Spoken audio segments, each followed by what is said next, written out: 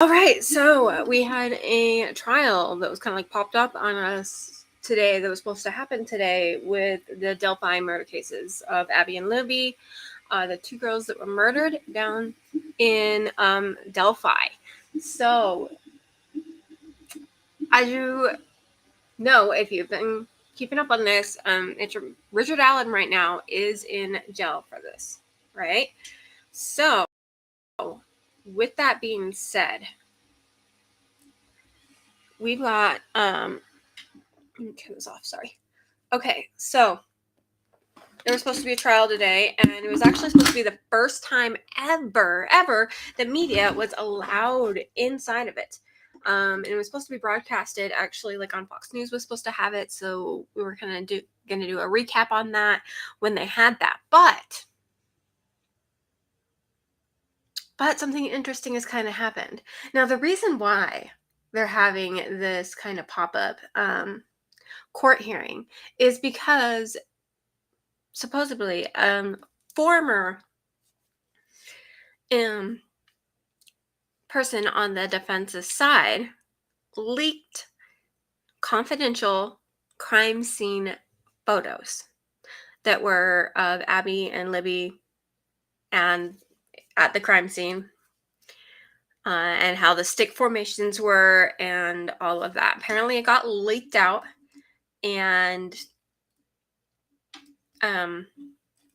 apparently it was from the defense. So with that, they are trying to, maybe say, okay, this is a mistrial, or, get the defense off the case. Like, we don't know what's going to happen, right? It's kind of interesting, though, that the defense has decided to get their own lawyer involved in this. And so they've hired their own attorneys, and they're saying, look, we didn't know that this person that doesn't work with us anymore, they used to work with us, that they were going to leak all this information. And they're trying to convince the court that, look, we had no idea. We did not go through and, do our gag order and go against that. And of course, the state is trying to be like, well, you know what? They broke the gag order. So this attorney should no longer have access to this case and should be kicked off. So that's where we're at right now. And I mean, it was supposed to be a full live event, and it has gotten fully canceled because as of right now,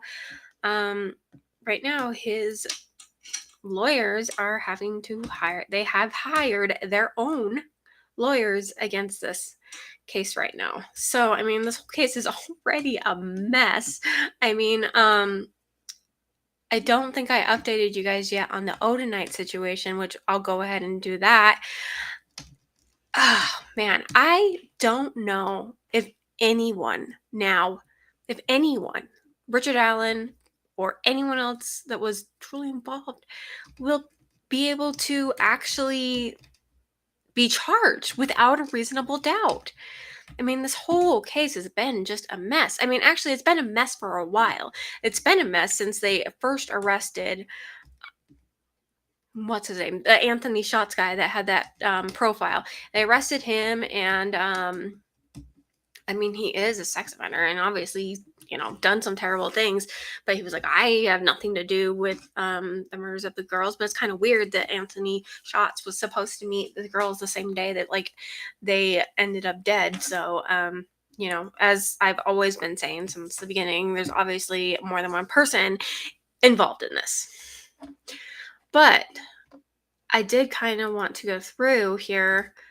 So that is what's going on with that. I know a lot of people are like, wait, wasn't it supposed to be? It was, and it's been canceled as of right now because of all this. So that's fantastic, right? So, some stuff that has been confirmed that actually is going to make this even harder for the prosecutors to even prosecute Richard Allen, or, like I said, anyone else that may be involved in this. So the defense was saying that, you know what, these men that were watching Richard Allen, they were Odinites and they were prison guards that were actually watching over him and that they were threatening him. Well, it has actually been confirmed that these guards that do watch Richard Allen have been wearing those patches. Like, they've been wearing patches saying "In Odin we trust," and then a symbolism for Odinism. So, but that begs the question too, as to, you know, Odinism is not as common as, say, like Christianity or, you know, Buddhist or whatever. If you didn't know that symbols meant that they were Odinites, like, I don't think most people would have known unless you actually know someone who is in that religion. I mean, obviously, when you see a cross, most of the time that's Christianity, right? But if you see these three triangles that they have on their patches, if you don't know what that is, most people, I think, are just gonna be like, okay, that's kind of weird. I noticed that, but that's kind of weird, and let them go on their merry way. So is Richard Allen a part of this Odinistic belief system too? We don't know. But I mean, that's speculation on this part, I think. So, one thing, so the guards have confirmed that they were wearing those. And that's kind of interesting to me too. The supervisors knew about it. Like, their supervisors and warden knew about it. So yeah. So one thing though. So the guards have said that they practice what's called North Odic heathery and not Odiism. So I could see like there being differences. Like, there's FLDS, which is basically Warren Jeff and polygamy and all that stuff, and LDS. And those are two totally separate things, but a lot of people get those two mixed up. So I kind of did some digging and stuff, and I found out the differences between like heathery and Odiism. So heathens are considered someone who actually, they are aligned with the cosmetology concept of like well and the tree and the aspects of the cosmic forces. They like engage in gift cycles, like of the divine figures of the gods and ancestors. So they give gifts like flowers and wine and stuff to the gods. So they are just more of like not sacrificing someone, but they give their, they give gifts and stuff. So, and they just more of like connected with the earth and everything around them. So Odinism. So, and this is based off of I put the link on my website too if you guys want to check that out. But it's on longship.net. Frequently asked questions. Okay, so Odinism is actually a white supremacist movement whose members claimed to worship Odin. The movement actually began in like the 1960s of the United States and the early 1970s in England. So Else Christensen actually founded the Odinite Fellowship and published her radical views like in magazines and stuff. And most notably, they're known for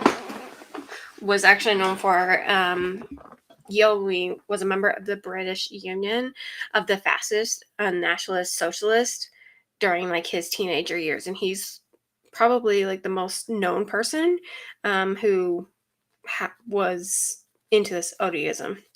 So, and a lot of the Odiism, like I said, white supremacy, they do a lot of sacrificing to what they say They claim it's animal sacrificing, but there have been rumors of human sacrificing as well. So Richard Allen's defense is trying to say that these are Odinites and not heathens, and they're claiming that they're heathens, not Odinites. So that's kind of interesting on the fact that it is true that these two people that are in charge of watching him are actually Odinites. So I think it throws a wrench in this case for sure. Hey, how's it going? So I really feel like that throws a wrench in this whole entire thing. You know what? They actually do have those patches. They are associated with either that religion or Odiism. And that's all in the defense, the papers, the 136 that's actually on my website too, that you guys can check out. So, but apparently what was leaked was these crime scene photos that were supposed to have a gag order on them. And it was actually the whole crime scene of Abby and Libby when they first got there and having the tree branches on them and taken on them. And I have not personally seen them. They were leaked out to a few other podcasters, and they went ahead and delivered them back to the police, and they claimed that they deleted them. So, but I guess that begs the question too: did the defense purposely try to do this, or did they not know that that was going to happen, and that this rogue person that used to be on their team decided to go ahead and just put it out there for everyone to see because they knew that they would get in trouble? I don't know. I feel like this case is all over the place. I mean, they've already tried to try the Anthony Shots guy with this, and then all of a sudden there's some they do Richard Allen based on the fact that the bullet he had matched the one that was found under one of the girls when the girls were not shot to death. They were strangled. And also, it sounds like, to me at least, if you listen to the audio, that there are two different people. The one says like down the hill, like guys, and then there's another one that says like guys, and then the girl said he's got a gun.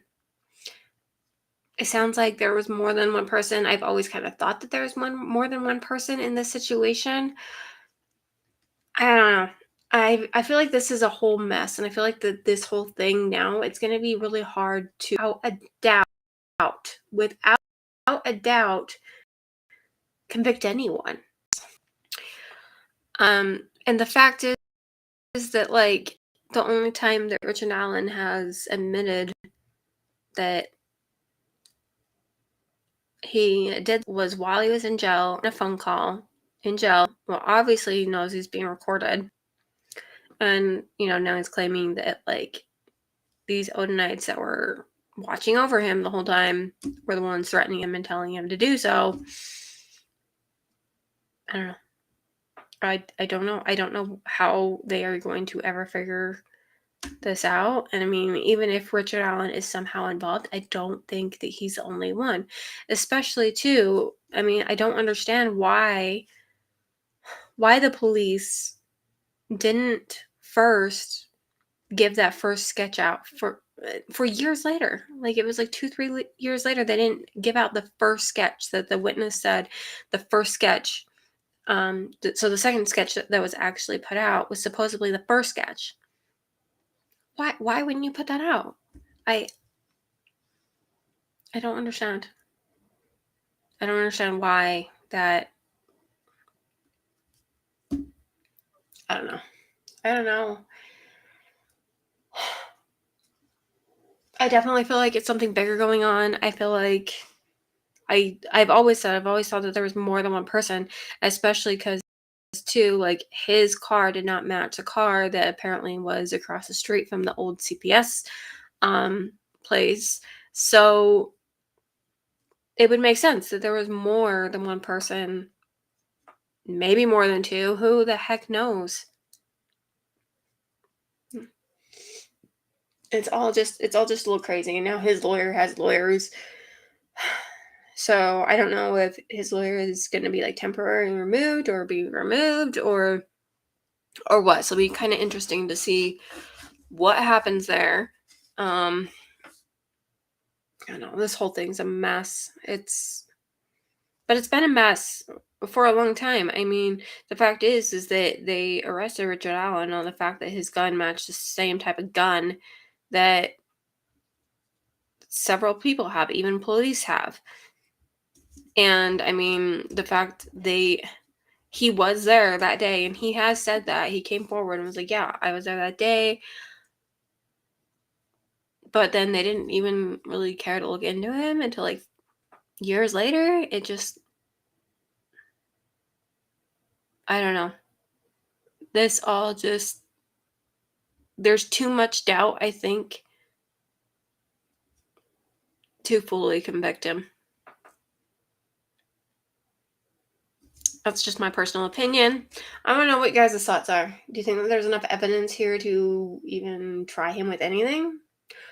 Would there be any evidence like in the future to try anyone with anything? Do you think that this was the dealings with some ODism cult? Do you think that it's like a coincidence that the same guards that were wearing the Odin patches were watching him? Like, what are you guys' thoughts on this? Always feel free to give comments. You can always email me at crimetheoriespodcast@gmail.com. And as always, guys, just keep fucking